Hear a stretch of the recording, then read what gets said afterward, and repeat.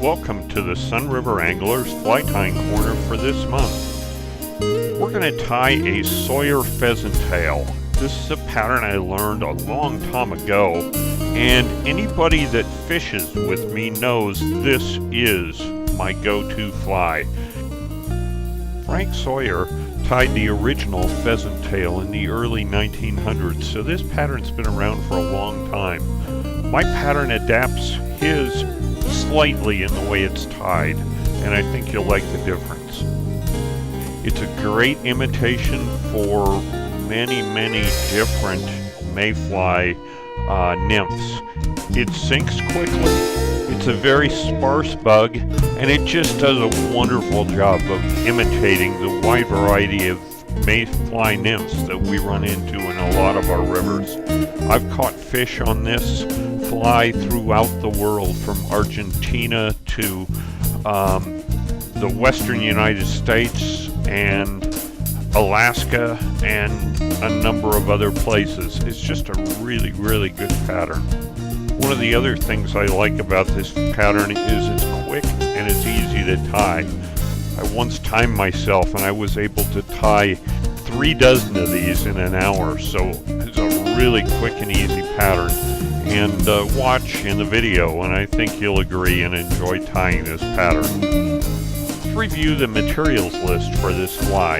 I've only got 3 materials to cover, so it's quick and easy. Let's start with the hook. We're using a Firehole 637 size 14. This is a nymph hook. It's got a 2x wide gape and it's heavy wire. The 2x wide gape I really like because it gives me a better chance of hooking fish on a smaller sized hook. I can also tie this fly smaller for the size because it's a shorter shank hook. I'm going to use red copper wire in fine. You'll see from this that I'm going to wrap the entire hook with wire, and this serves as the base for the fly, and it also adds weight and helps the fly get down quicker. And lastly, no pheasant tail fly would be complete without the pheasant tail, so I'm going to use a few barbs off a ringneck pheasant. I probably choose 5 to 6 barbs for this pattern.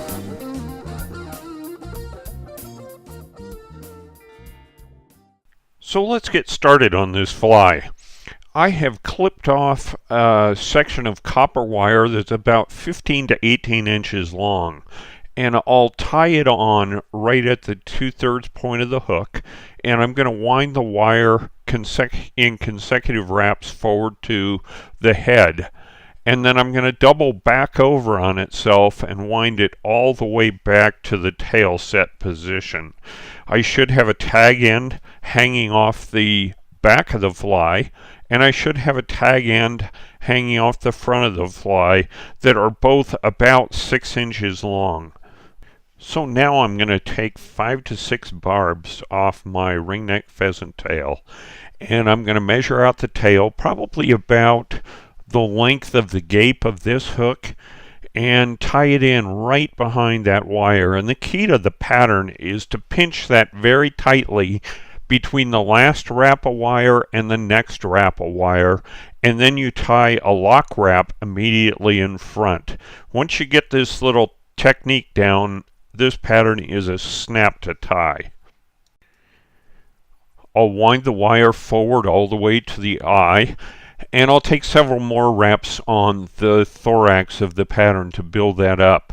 And then I'll start wrapping my pheasant tail forward to the eye of the hook, and I'm going to tie it off with 1 wrap of wire, and then I'll do a little half hitch right in front and lock that in place and clip off that first piece of wire.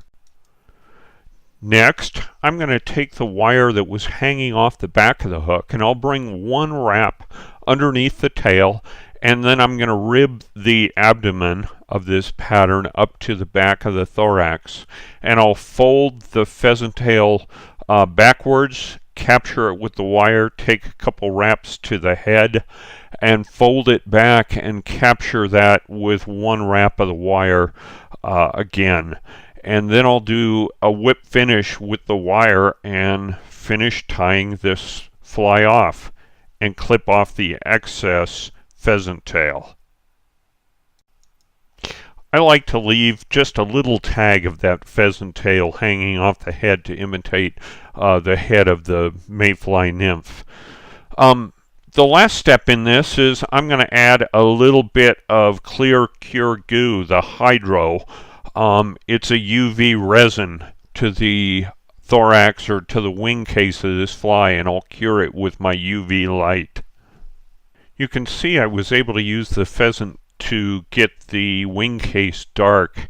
If you don't have material that does that, you can use a little Sharpie just to darken up that wing case on your own. So let me spin my vise around so you can see the bottom side and the top of the fly as I rotate it in my vise.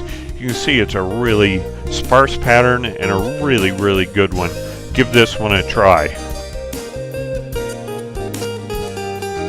So that has been your Sunriver Anglers Fly Tying Corner for this month.